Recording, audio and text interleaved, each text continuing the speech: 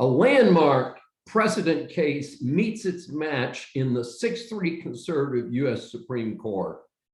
Welcome. This is Dr. David D. Shine for Business Law 101. Sadly, a draft decision of the U.S. Supreme Court, which was never meant to leave the premises of the court, was leaked by a staffer at the U.S. Supreme Court. As far as anyone remembers, this is the first time that such a serious breach has occurred. First, I hope that the staffer will be found, will at a minimum lose their bar card, their right to practice law, and perhaps be imprisoned. Yes, that's how seriously I take this leak of confidential material from the U.S. Supreme Court.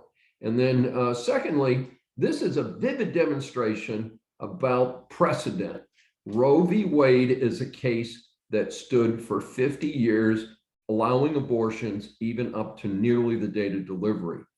This is a terrible and unconstitutional decision that is actually against the moral judgment of the vast majority of Americans who do not favor late-term abortions.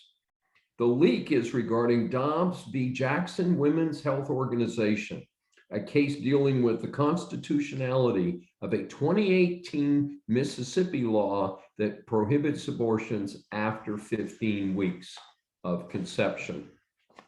Third, Americans need to understand that the precedent does not mean that a decision cannot be overruled in the future. It means it fits a particular point in time. The vivid example of this is the famous 1896 case of Plessy v. Ferguson, in which the court held separate but equal is okay under the United States Constitution. This regarded segregation of schools and public facilities by race, a horrible decision in itself.